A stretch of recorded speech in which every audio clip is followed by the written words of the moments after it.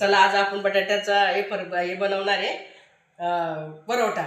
किसून घेतलेत आता, शिलून घेतलेत आता, किसून घेणार आहे व पिठात मळणार आहे।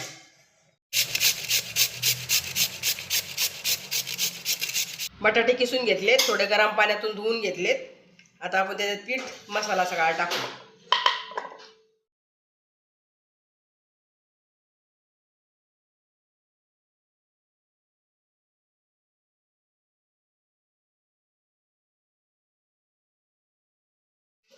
जेवढे आपल्याला पाहिजे तेवढे पीठ टाकायचं। आता त्याच्यामध्ये आपण हिरवी मिरची, तुम्हाला किती पाहिजे तेवढे टाकायचे, आम्हाला तिखट लागते। ही कोथिंबीर,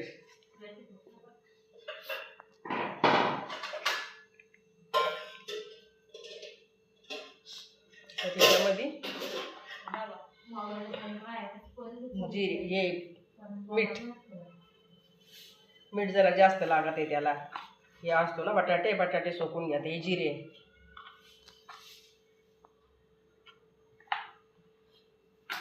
थोडी लाल मिरची टाकतो, थोडी।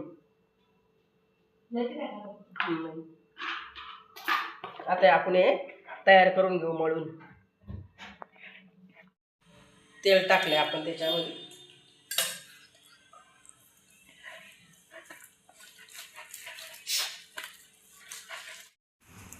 आता आपण परोठा चालू केला, एक तव्यात टाकलाय, एक दुसरा बनवते। थोडा जरा पातळ बनवले ना मग चांगला लागतोय, कच्चा कच्चा राहत नाही मध्ये। प्रत्येकाची पद्धत अलग अलग असते बनवायची। बघा तुम्ही पण घरी बनवून पहा, शाळेमध्ये मुलांना जायला पटापट होते। थोडं पिळून घ्यायचा, गरम पाण्यातून काढले आणि थोडे पिळून घ्यायचे, म्हणजे त्याच्यात पाणी राहत नाही। जास्त पाणी राहिलं ना, पिळले नाही ना, मग त्याच्यात पाणी राहते। पाणी राहिले का मग त्याला जास्त पीठ लागते, असं असते ते।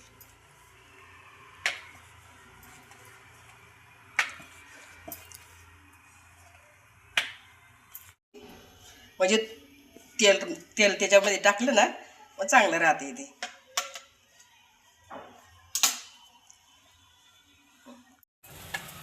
हा एवढं आता आपली एक झाली, आता दुसरी पण टाकली तव्यात। तेवढ्या बी झाल्या ना, म्हणून सगळ्यांना भूक लागली। मी गेली होती बाजारात, मग आता आम्ही परोठा करून खाणार आहे। हे आता आपला परोठा तयार झालाय, आता खायला बसतोय। नातू माझा आहे, किसन जाम घेतलाय, आता तो खाणार। झटपट रेसिपी, पटापट होती। एक बटाट्यामध्ये तुम्ही 2 पटापट लेकरांचा डबा भरून देऊ शकताय। फक्त पिळून थोडे पाण्यात, गरम पाण्यातून थोडं काढलं ना, पिळून घ्यायचं थोडं, कारण त्यात पाणी जास्त उडतं। तुम्हाला कशी वाटते ते बघा, आणि फटाफट तुम्ही पण करून खा, आणि सबस्क्राईब करा, लाईक करा। धन्यवाद।